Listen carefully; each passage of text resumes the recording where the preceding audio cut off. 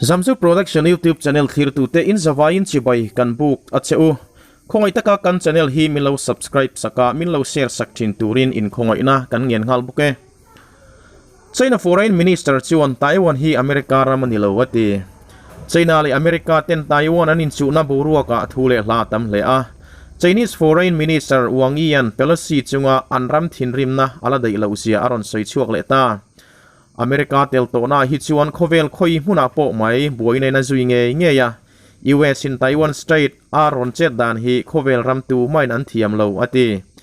United States hian an tik hlui to tak ron mang le in Pelosi in Taiwan atona chu ne na chang tu anin ngai mo tu zong nge ho tling aram nei tu chu a hriat mai ati China in Taiwan chevela military reel na sajok tunkar chunga tan an nei don ti apuang chiang ta Chinese paiten regular drill Median line Taiwan Strait an nei zia don ti Chinese state television chuan asoi Median line hi Taiwan Strait laya Taiwan Island le China mainland te in dai dan na mun poimo em ni in China in Taiwan hi atha thlam lo tela America ron in rol na hi ti boy an tum perani Taiwan Defense Ministry point heavy artillery telin Pingtun County Southeast Taiwan China ho drill na tur nai te a thole ni atanga ninga ni thleng hian an nei beldon ti apuang ve bok Former US President Donald Trump chuan Nancy Pelosi chu boina thlen tu ani ati US House Speaker Nancy Pelosi Taiwan azin ma tang to in le President ani lai tang to in Donald Trump nen in ngei lo sa an lo ni shrim to boka Former President Donald Trump and House Speaker Nancy Pelosi Taiwan azin asoi sel chan tak chu China in Taiwan bainan hun rem chang anzon char chu Pelosi jin wangin set na hun tur thatak asiam sak ati CPSC Conservative Supporters Texas Dallas sanin ho khom na henu hian enge awati reng engkim ati tua boina hlir engma a hlotling ngai lo henu hian boina chau asiam thiama Pelosi hian China tan kong in kharsa a hon saka tuna zong Taiwan laka anchet theinan chuan lam thatok tak an nei tuna ka soidu chu heng ang China le Taiwan a thil thleng mek le mundanga thleng te hi Trump nuai a chuan kummak ta duai chung point a thleng lawang ati Conservative Political Action Conference Donald Trump atu soi hian lom a hlo le a he conference tel ho hian kum sang ni som ni pali Republican nomination atan vote an pevek November midterms tur thlir lokin an soi chun zom le a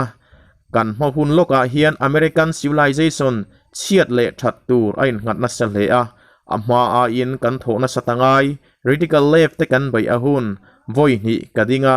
voi ni kachak vote makta doi tam tak kan hu yangai November a kan chak theinan Democrats te kalphung kan ti to pangai gun violence heng sul hi kan ti remangai ati ani Israel e Gaza Strip PIZ-10 inkahhai an pong felta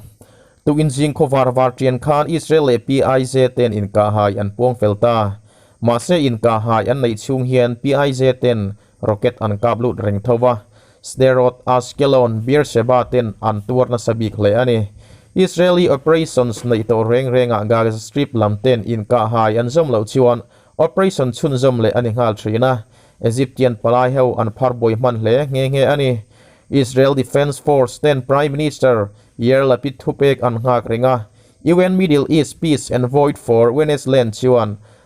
boruak latang le thau anti Cairo mediated ceasefire mang hian Israel 10 an kolmek high profile PIZ member te chua zalen an ni ang ti boka heng zinga hian Khalil al Awada PIZ member Israel lamin chan le wang lawa an hren hunger strike nei mek bo chuatel ani don anti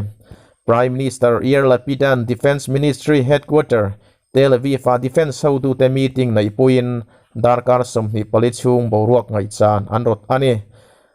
Gaza tanga rocket loot hi sangkhat vel zet ni to in za somruk chu Gaza Strip atla a Iron Dome air defense system in zathum vel zet akap fubok Tum dang Gaza Strip chet dan lo ang takin tun tuma hian Tel Aviv le Jerusalem chevela rocket atlana sal he a ni thum chungin indona hian Israel mi pathum an hliama Gaza Health Ministry report danin Palestinian somli panga anthia hengzinga som panga te chu no pang ani mi zathum somnga anhliam atibok. Israel Defense Forces spokesperson report chuan Palestinian somnga pakhat anthitoa somni palite hi PIJ member ani. IDF report mi som paruk chu Gaza lam kuta thi ani antibok.